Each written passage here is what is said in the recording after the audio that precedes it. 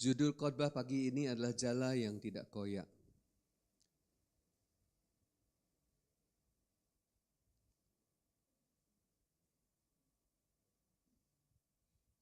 Bapak, Ibu, dan saudara sekalian, kalau ngomong jala yang tidak koyak, pagi ini saya tidak bisa menghindar bahwa kita akan membahas tentang pekerjaan.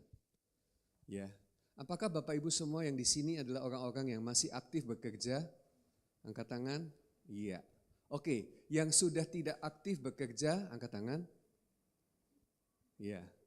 Tapi punya passive income. Berbahagialah engkau, ya. Kalau enggak punya passive income biasanya anak-anaknya ya yang akan mensupport atau keluarga yang akan mensupport.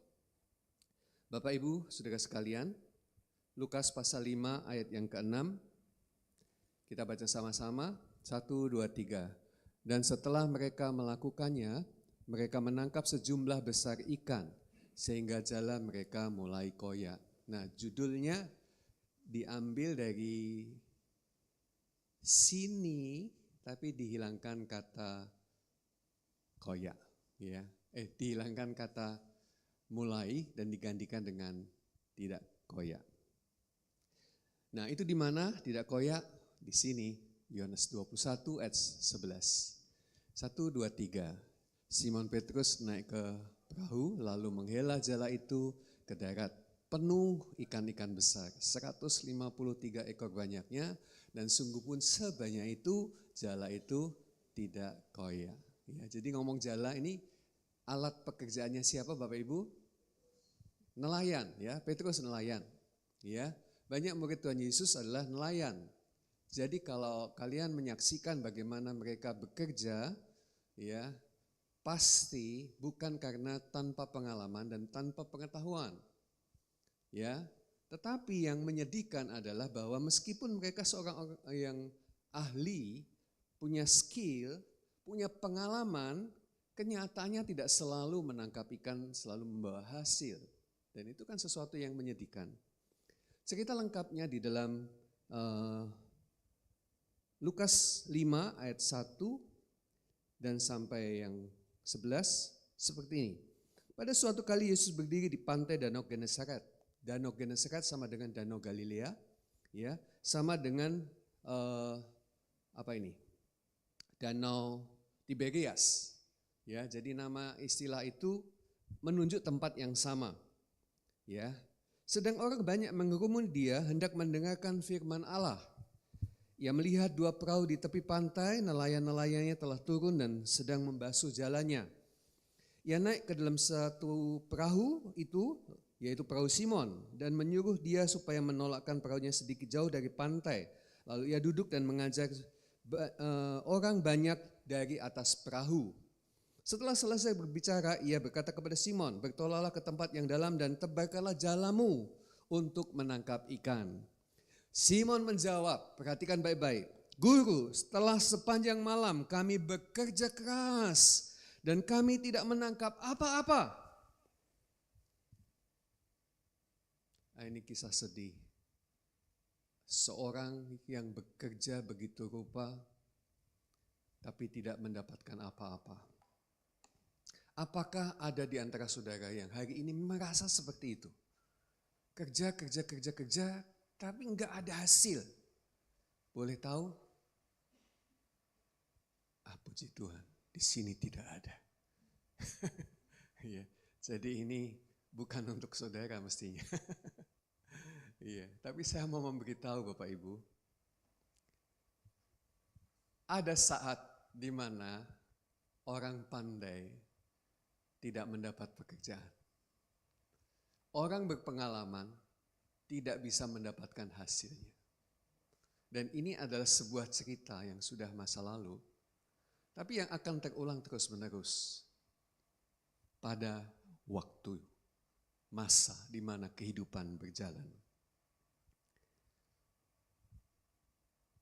Dan ini mengerikan.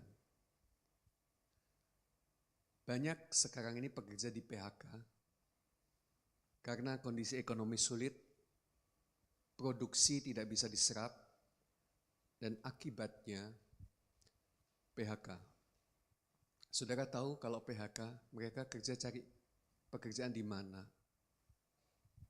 Iya kan? Dan sedihnya lapangan pekerjaan kelihatannya untuk masa depan tidak akan bertambah. Berganti ya, tapi bertambah tidak. Kenapa? Karena teknologi AI ya akan menggantikan.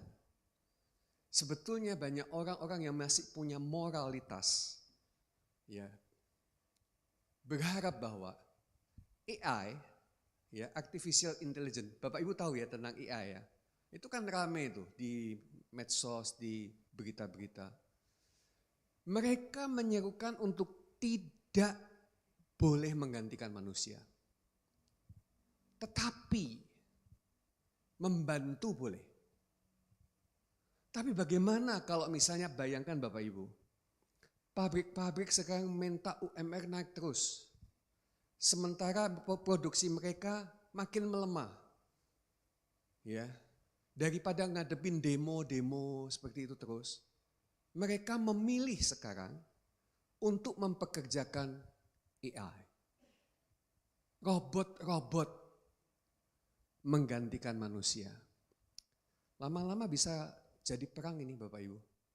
Perang antara robot dan manusia. Kayak Terminator itu. Pernah lihat film Terminator? Ya kan? Karena manusia butuh hidup. Dan untuk hidup butuh kerja. Tapi tidak ada lapangan kerja. Lapangan kerja digantikan dengan mesin-mesin. Saya baru saja cek. Beberapa pekerjaan yang menurut Google akan hilang di masa depan. Bisa tebak pekerjaan apa yang akan hilang? Sekarang bisa sih cek Google, tapi nggak usah ya. Nanti semua lihat HP semua, enggak lihat saya. Ya. Saya memberitahu, pekerjaan yang akan hilang adalah teller bank. Sudah dimulai sekarang, beberapa waktu yang lalu, digantikan dengan mesin ATM. Setor bisa di ATM, tarik bisa di ATM. Anda tidak perlu lagi ke bank. Mobile banking, ya kan? Sudah menggantikan itu. Jangan pikir kalau orang bilang robot itu selalu berbentuk ya seperti apa itu film-film ya.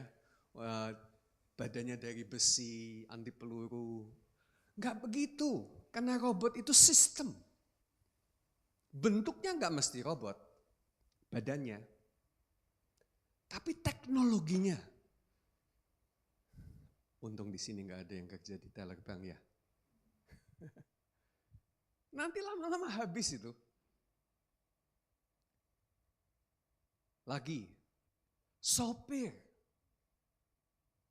Sopir akan hilang Bapak Ibu. Karena saya baru dengar berita pagi ini, Elon Musk, Tesla menghentikan produksi mobil listrik. Dia bilang gak ada guna. Sekarang dia mengembangkan mobil tanpa pengemudi. Di China sudah ada Bapak Ibu. Jadi orang naik mobil, sopirnya mana? Gak ada. Dia pencet-pencet aja mau ke sini. Dan mobil itu jalan auto. Gila enggak? Ini suatu era yang luar biasa, majunya pesat. Tapi sekaligus menempatkan manusia pada posisi yang tidak berdaya untuk menghadapi zaman ini. Bapak-bapak yang kerjanya sopir, ya berdoa, mulai siap-siap. Karena mungkin tidak akan bisa dihindari. Ya, istriku Bu Foni yang nggak bisa sopir sekarang, nggak berani nyopir, selalu bersama dengan saya sebagai sopirnya. Ada kabar baik, nanti kita beli mobil tanpa sopir. Bapak Ibu, nggak akan lama lagi.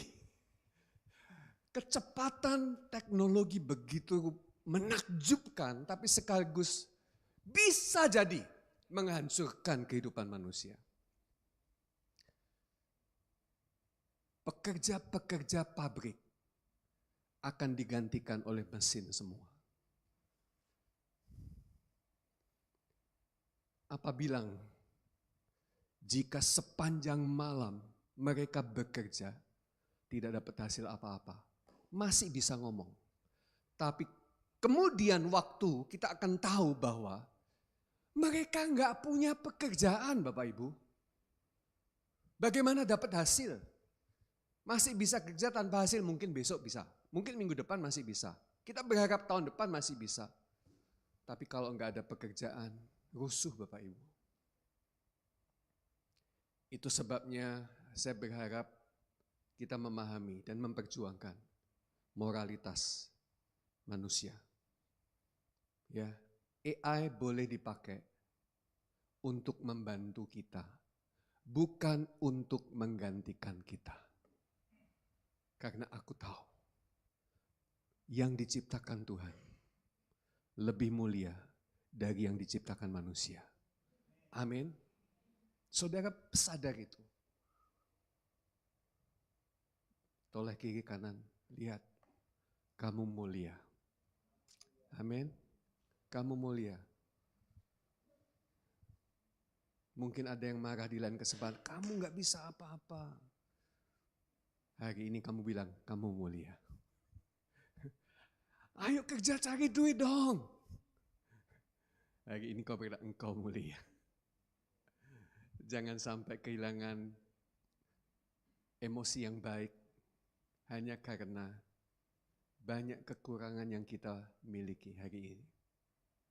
Apapun keadaanmu, apapun kondisimu, Tuhan sayang sama kamu. Kalau Tuhan gak sayang, Tuhan gak izinkan kamu lahir di sini dan hidup di sini, di dunia ini. Dan akhirnya engkau ketemu dengan kasih karunia, bukan? Ketemu dengan Tuhan Yesus Kristus yang begitu rela untuk kita menggantikan semua kehidupan kita yang buruk dengan segala kebaikannya.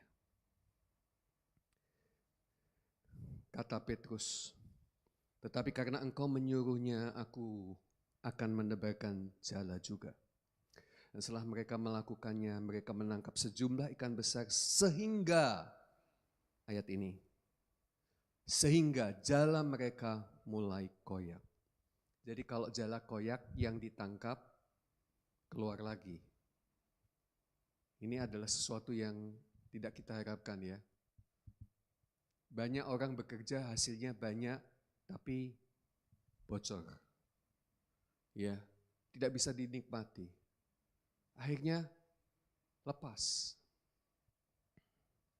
Lalu mereka memberi isyarat kepada teman-temannya di perahu yang lain supaya mereka datang membantunya dan mereka itu datang.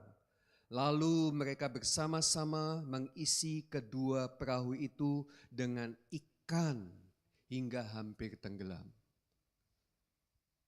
Saudara, berkat Tuhan tidak mungkin membuat engkau tenggelam. Tetapi dunia banyak menawarkan kekayaan dan kemewahan. Dan mereka terpesona. Bukankah itu pencobaan yang iblis tawarkan kepada Yesus? Ketika Yesus diangkat ke atas bukit dan ditunjukkan seluruh kemewahan dunia ini. Dan iblis bilang, cukup sekali aja nyembah aku. Dan semua ini kembali kepadamu, jadi milikmu. Kurang ajar enggak itu? Tapi ingat, banyak orang tergoda. Mereka kaya, mereka hebat. Dan di puncak karirnya, perahu mereka tenggelam. Rumah tangganya hancur, anak-anaknya memberontak, rusak. Orang tua membela, ayah membela. Aku ini kerja buat kamu. Tapi kenapa kamu tidak pernah ngerti?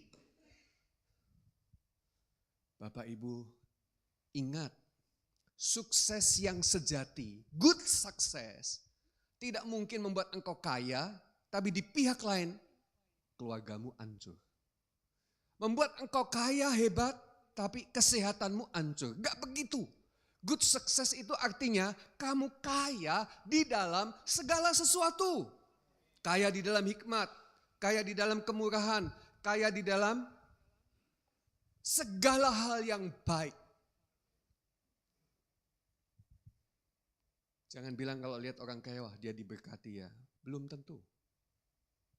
Belum tentu. Karena kekayaan yang dia miliki bisa menenggelamkan dia. Tapi saya percaya engkau yang penuh dengan kasih karunia, engkau yang sudah kaya. Walaupun itu hanya berupa pengakuan di dalam iman. Karena itu dimulai untuk engkau bisa menikmati segala kekayaan. Ya kan?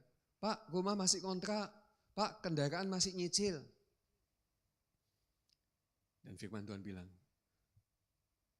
dia yang kaya rela menjadi miskin supaya engkau oleh kemiskinannya menjadi kaya. Amin. Amin. Kalau engkau mengerti, kalau engkau percaya, engkau akan mengatakannya tanpa engkau melihat situasimu, keadaanmu. Kalau engkau hanya melihat kenyataanmu dan tanpa engkau melihat kebenaranmu, engkau tidak akan pernah menikmati semua hal yang baik yang Tuhan sediakan dan janjikan kepada kita. Sudah lama sekali saya mendengar berita tentang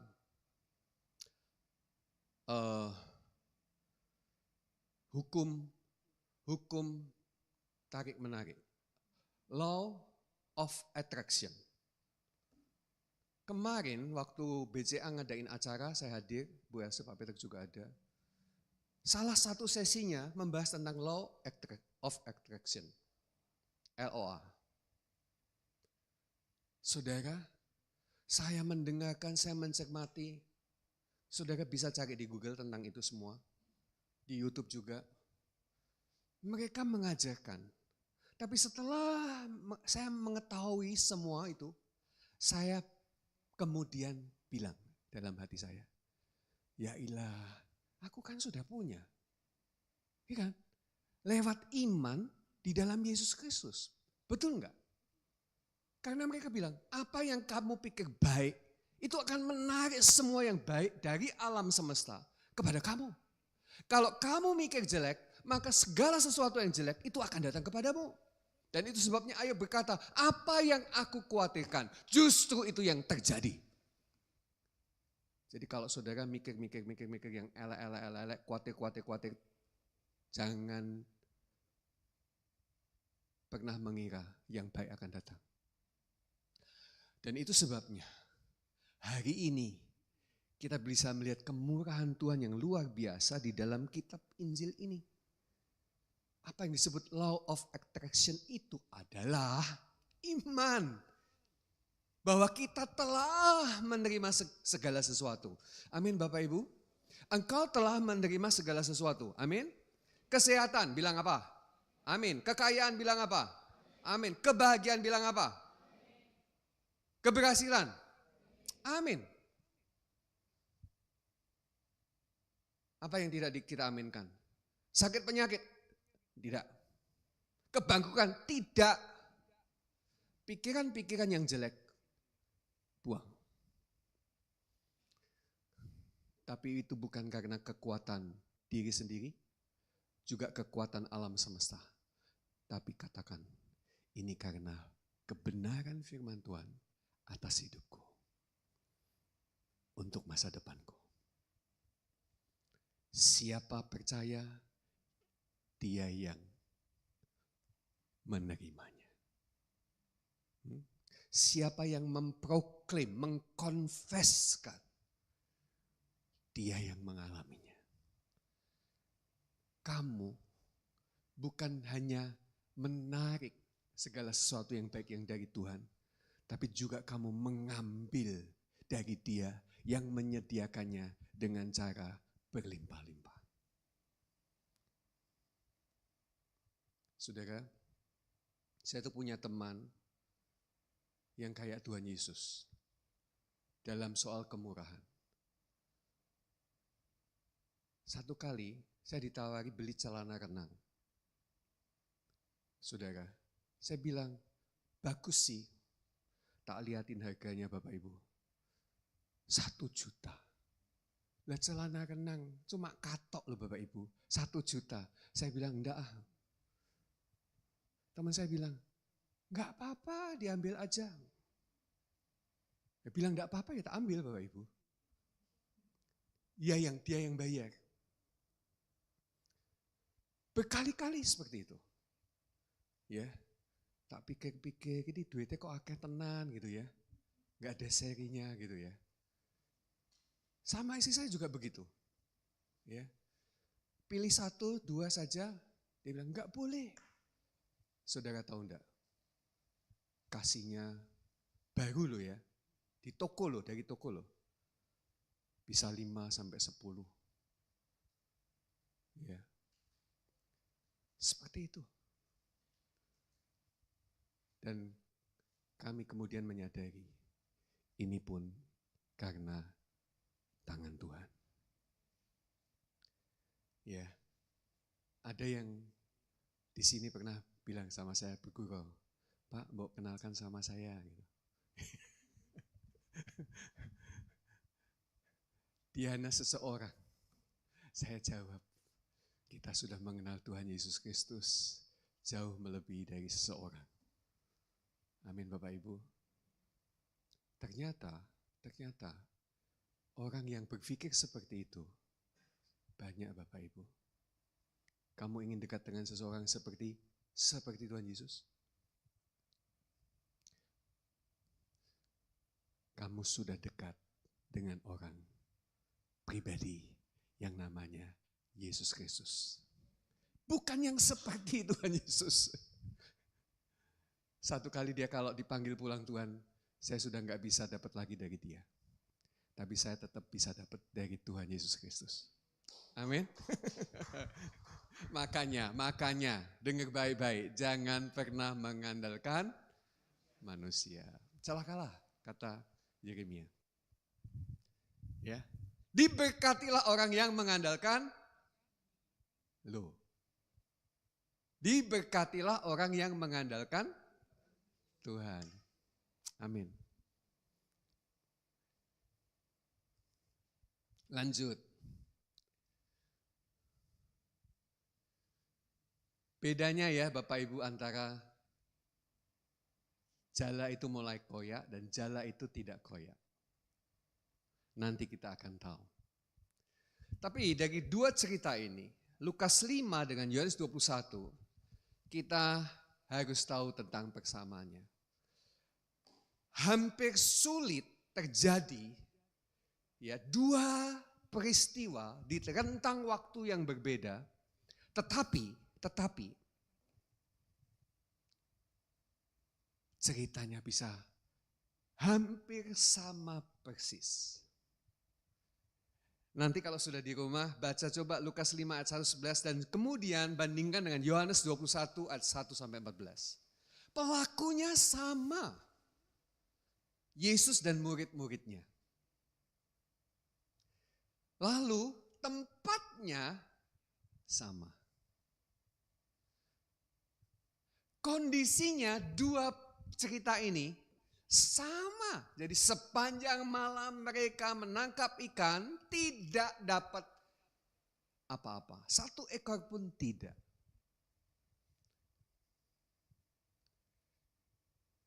Dan kemudian yang terakhir setelah mendengar apa yang Yesus katakan, tebarkanlah jalamu, hasilnya sama. Mereka menangkap ikan dalam jumlah besar dan perahu mereka penuh dengan ikan tangkapan mereka. Ya, jadi saya bilang begini, bukan sebuah kebetulan. Jika cerita ini seolah-olah, ini bukan settingan, bukan ilustrasi, bukan drama, tapi sebuah kisah nyata yang hampir mirip terjadi dan dialami oleh murid-murid Yesus. Nah, sekarang perbedaannya. Ya. Lukas 15 ayat 1-11 dan Yohanes pasal 21 ayat 1-14. Perbedaannya ini. Lukas 5 terjadi adalah pada awal pelayanan sebelum Yesus mati dan bangkit. Jadi pada masa itu, Yesus hidup sepenuhnya takluk di bawah hukum Taurat. Demikian juga orang-orang yang lain. Kasih karunia sudah datang, tapi kasih karunia belum bekerja secara maksimal. Dan Yohanes pasal 21 adalah peristiwa yang terjadi setelah Yesus bangkit. Pada saat dia menampakkan diri. Ya. Jadi dua kisah yang berbeda tapi hampir sama. Dan inilah ya perbedaannya. Jala koyak dan kemudian yang kedua setelah Yesus bangkit, jala tidak koyak. Nah, saya kelewatan, kembali ke sini dulu. Ya, setelah Yesus bangkit, itu menjadi sesuatu yang perlu kita catat. Kisah Rasul pasal keempat, ayat yang ke-33, mengatakan seperti ini. Saya menambahkan Bapak Ibu, Kisah Rasul 4 ayat 33. Dan dengan kuasa yang besar, rasul-rasul memberi kesaksian tentang kebangkitan Tuhan Yesus. Dan mereka semua hidup dalam kasih karunia yang berlimpah-limpah. Mereka bisa memberi kesaksian itu dengan kuasa yang besar karena apa? Karena kebangkitan Tuhan Yesus. Dan karena kuasa kebangkitan Tuhan Yesus itu pula menyebabkan mereka hidup dalam kasih karunia yang melimpah-limpah. Apa yang terjadi dalam Yohanes pasal 21 itu adalah kasih karunia yang melimpah-limpah. Perahu mereka penuh dengan ikan. Tapi yang menarik, jalan mereka tidak koyak. Saudara, saya berdoa ini betul-betul menginspirasi saudara. Karena ada banyak orang yang hari ini bekerja, ya, tapi karena jalannya koyak, hasil yang diterima bocor. Ya. Ini sebuah cerita aja. Mungkin saudara masih mengingat ketika saya menceritakan dari sebuah kesaksian seorang yang turun di bandara waktu itu sudah Soekarno-Hatta, Bandara Soekarno-Hatta, dan kemudian memanggil taksi. Ya. Nah, waktu dia mengendarai taksi yang dia pesan itu, ya, sopirnya itu dipotong oleh mobil yang lain. Tapi yang menarik sekali adalah bahwa mobil yang motong jalan itu buka kaca dan misuh-misuh, marah-marah. Nah, sementara sopir ini itu dengan tenang dan tersenyum, hanya melambaikan tangan. Lalu penumpang ini bertanya heran, Pak, dia yang salah, tetapi dia yang marah. Ya, pernah ngadapi kayak gitu? Sering ya kelihatannya ya. Dia yang salah, dia yang marah. Lalu sopir taksi ini bilang, Pak, mereka sedang membuang sampah di pinggir jalan. Kita nggak tahu apa yang terjadi, bisa jadi sebelum dia berangkat bertengkar dengan istrinya. Mungkin di rumah dia nggak bisa teriak-teriak, ya, karena istrinya lebih galak dari dia. Tapi di jalan dia ada kesempatan. Biarkan aja, lagi buang sampah. Repotnya dulu Pak, ya saya waktu masih muda suka nggak terimoan, ya, tak jak gelut dia bilang gitu. Ada orang salah nggak pernah ngerti salah malah marah-marah, ya kan? Tapi hari ini Pak, saya nggak mau dirampas sukacita dan damai sejahtera karena orang buang sampah, ya.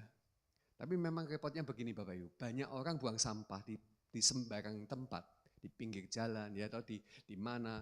Sementara kamu merasa bahwa kamu perlu menampung sampahnya. Lalu kita dibangkitkan dalam emosi yang sama dan membalas. Bapak Ibu, saya kasih tahu, jangan merespon. Ya, dengan cara yang sama. Senyumlah, tetaplah hatimu dengan damai. Ya, dan kamu akan menikmati harimu dengan lebih baik. Amin. Kasih tahu sebelahmu, sabar. Sabar, sabar sudah ada di dalam dirimu. Cuma kalau diingatkan kan, jadi oh iya ya. Ceritanya belum selesai, masih lanjut lagi. Lalu Pak sopir cerita, Pak dulu saya itu kalau kerja suka kemerungsung. Kemerungsung itu bahasa Jawa ya. Ya, suka enggak tenang, suka gusa-gusu. Hasilnya lumayan Pak, tapi saya tidak menikmati semua berkat yang saya terima. Keluarganya katanya di desa, dan dia bilang, selalu saja ada uang yang saya dapat ini, selalu dipakai untuk sakit anggota keluarga yang gantian. Nanti habis mamanya, anaknya. Anaknya nomor 1 sehat, ganti nomor 2. Jadi dia bilang, berkat itu bocor. Nah terus gimana sekarang? Perubahannya Pak, saya puji Tuhan Pak. Dia bilang, oh Kristen ya? Puji Tuhan, sekarang saya bekerja dengan tenang. Saya tahu berkat itu datang dari Tuhan Pak. Dia yang menjaga saya, dia yang memelihara saya. Dulu karena seringkali gusa-gusu Pak, nyerempet sana, nyerempet sini, ke pengeluaran lagi untuk perbaikan. Sekarang sudah enggak.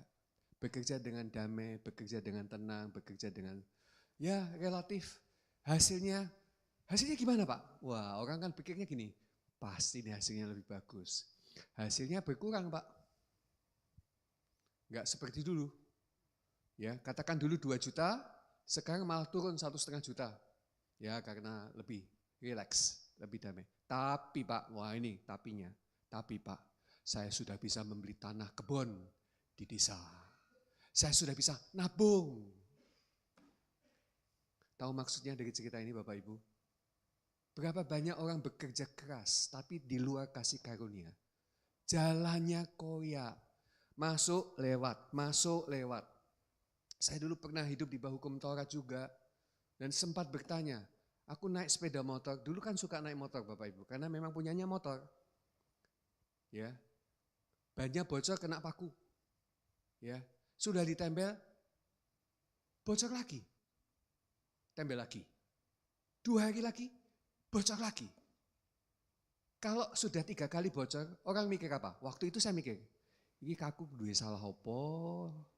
Dosaku apa? Gak masuk akal. Bocor kok sampai ping 3. Kayak gitu Bapak Ibu. Hari ini sudah enggak kayak gitu lagi Bapak Ibu. Ya, puji Tuhan. Saya berharap juga saudara memahami. Hari ini engkau bekerja tidak di bawah hukum. Engkau orang-orang yang merdeka. Kalau engkau gagal hari ini, bukan berarti tamat. Bukan ada sesuatu yang mengganjal lagi. Sebab Yesus sudah menyelesaikan di atas kayu salib tuntas sempurna. Jangan pernah ada tuduhan-tuduhan lagi. Kalau sampai iblis datang kepadamu dan menuduh lagi, beritahu kepada iblis, dosaku sudah dibayar di kayu salib, harganya lunas, overpayment. Ya, ada anak-anak yang berpikir bahwa nasibnya hari ini karena kutuk orang tua. Di dalam Yesus putus, engkau ciptaan baru.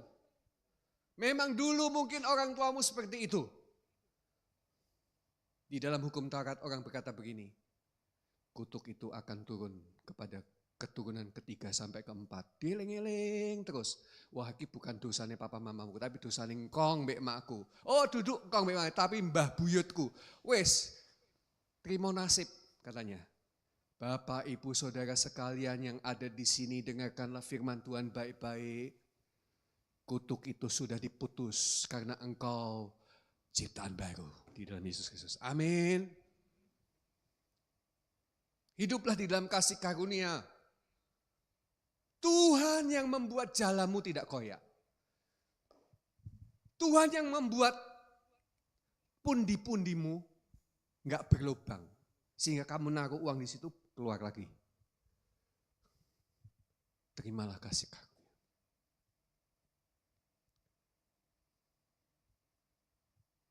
Lukas 5 ayat 1 ayat 8 ya, disebutkan bahwa ketika Petrus melihat ikan yang begitu banyak, kemudian dia sadar siapa dia. Dan dia tersungkur di depan Yesus dan berkata, aku orang berdosa, aku tidak layak. Dan itu perbedaan Bapak Ibu. Sebelum Tuhan Yesus bangkit, semua orang sadar diri bahwa dia tidak layak. Orang yang gagal, orang yang hancur, orang yang jelek, orang yang tidak layak. Dia menangisi dirinya sendiri. Tapi Yohanes 21 ayat 1-14. Ya. Saya buka ini ya Bapak Ibu ya. Ayat yang ke-12. Kata Yesus kepada mereka, marilah dan sarapanlah. Tidak ada di antara murid-murid itu yang berani bertanya kepadanya, siapakah engkau? Ya, sebab mereka tahu bahwa Ia adalah Tuhan. Kasih karunia membuat kita sadar akan Dia, bukan sadar kepada diri sendiri. Dan Dia itu adalah identitas baru kita. Dia itu di dalam saya. Dia adalah kebenaran saya. Dia adalah hidup saya. Dan mengingat Dia membuat hidup kamu merdeka dari semua hal yang buruk tentang dirimu.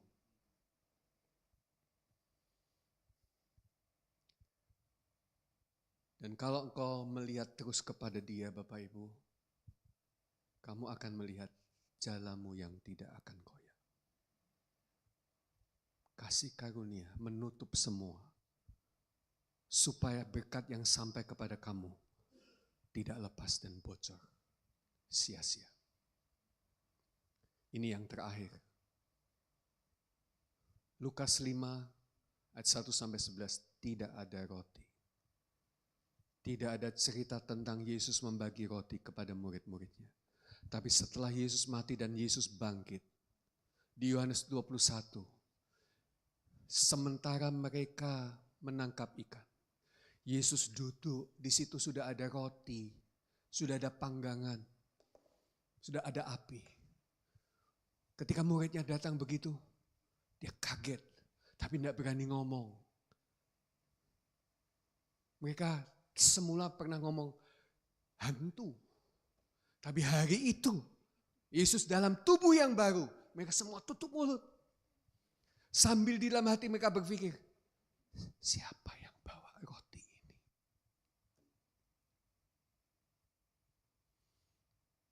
Saudara, Yesus telah menyediakan roti itu. Dan itu adalah tubuhnya. Hari ini kita mau makan tubuh dan minum darah Tuhan. Sebagai satu bagian penutup, supaya engkau pulang hari ini, tidak lagi mengingat akan keadaanmu, dirimu, kapasitasmu, atau apapun tentang dirimu, tapi hanya kepada Dia. Sebab Dia adalah Tuhan bagi setiap kita. Amin Bapak Ibu. Diberkatilah engkau sekarang dan sampai selama-lamanya.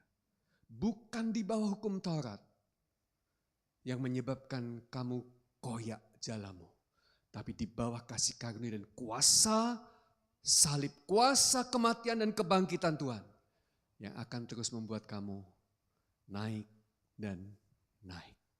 Diberkati dan terus-menerus diberkati. Engkau tidak akan pernah turun, tapi engkau akan terus naik. Amin. Ucapkan selamat kiri dan kanan. Selamat karena jalanmu tidak akan koyak lagi. Tuhan memberkati. Pak Vincent, saya menyerahkan waktu untuk kita perjamuan dan angkat roti bagi Tuhan.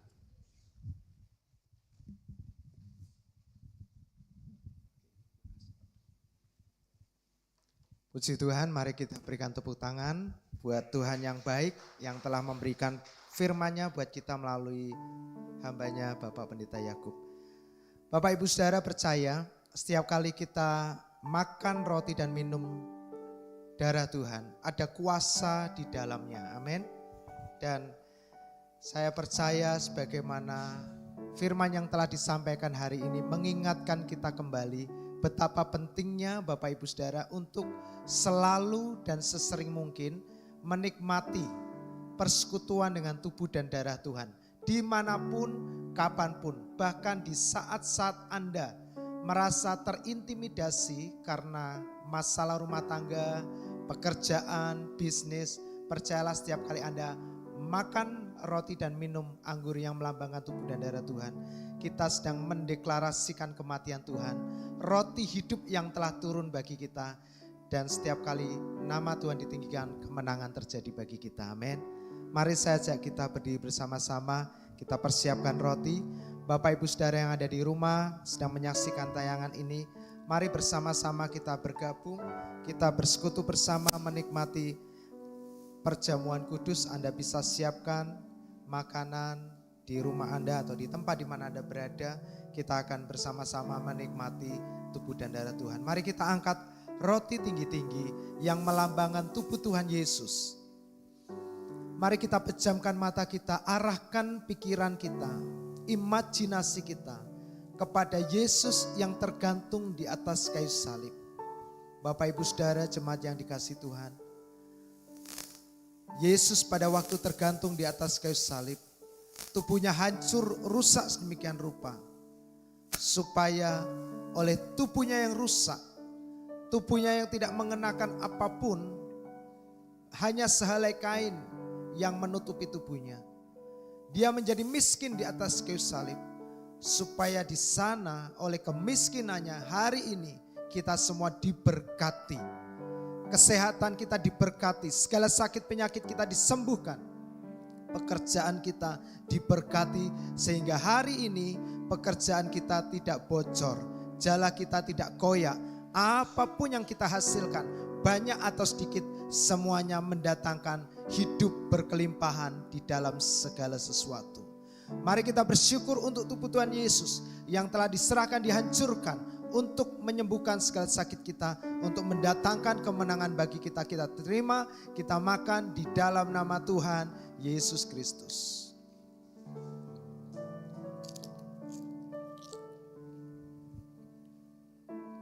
Bapak terima kasih. Kami bersyukur untuk kebaikan Tuhan yang tidak pernah habis dalam hidup kami.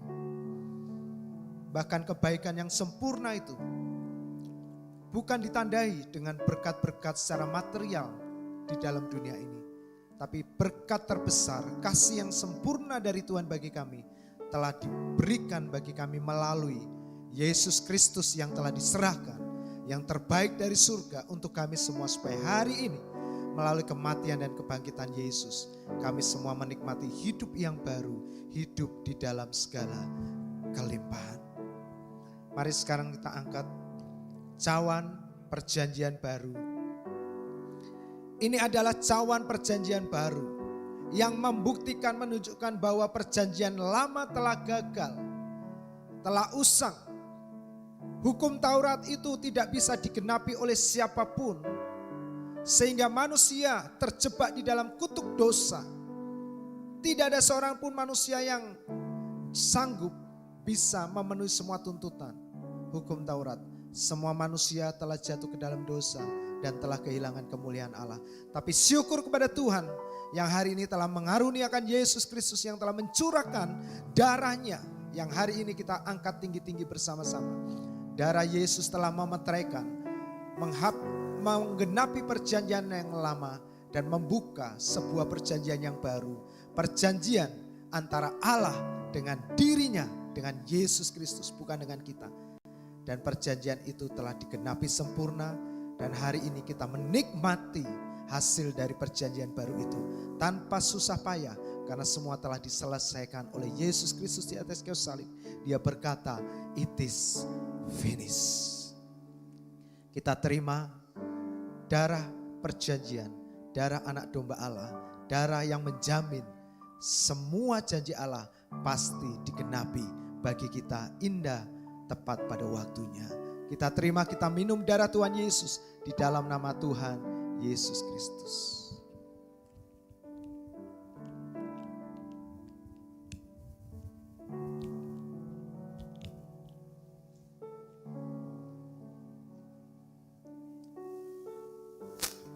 Mari katakan bersama-sama jemaat, pujilah Dia, agungkanlah Dia, ingatlah segala kebaikannya. Terima kasih Tuhan. Kami bersyukur untuk kasih setia-Mu Tuhan. Haleluya, haleluya. Yesus Tuhan, kami bersyukur. Oh, mari semua sembah Dia.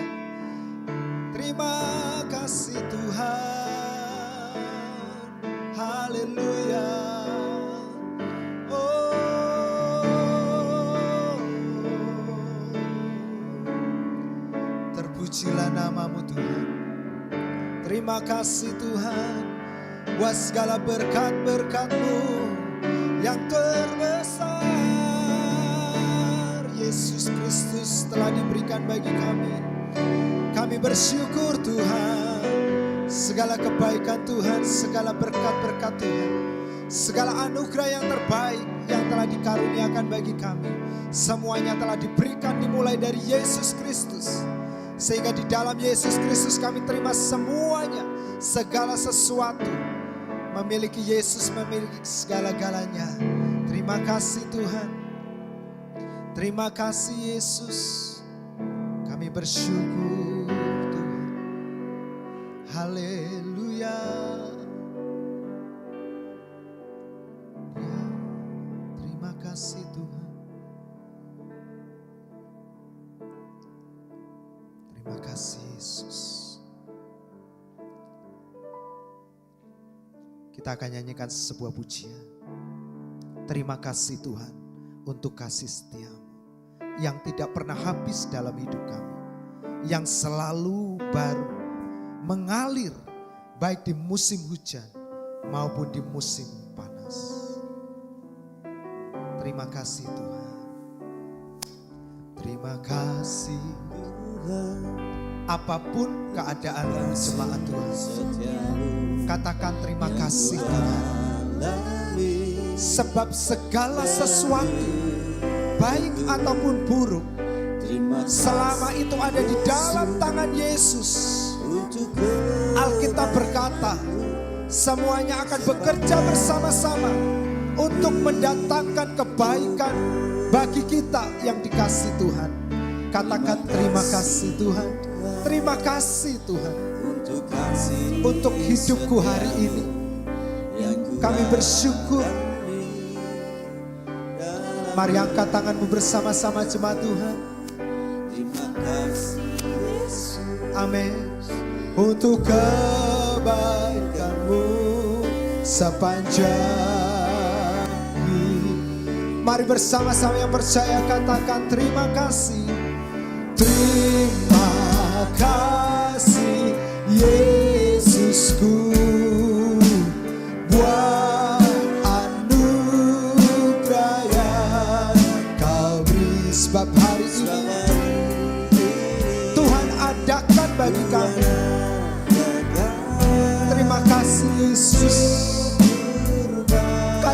bersama-sama terima kasih Yesusku. Terima kasih Yesusku. Amin. Buat anugerah yang Kau beri, sebab hari ini Tuhan adakan syukur bagimu. Jemaat, percayalah kepada Yesus. Percayalah kepada Yesus. Maka engkau akan melihat segala sesuatu yang sepertinya buruk hari ini.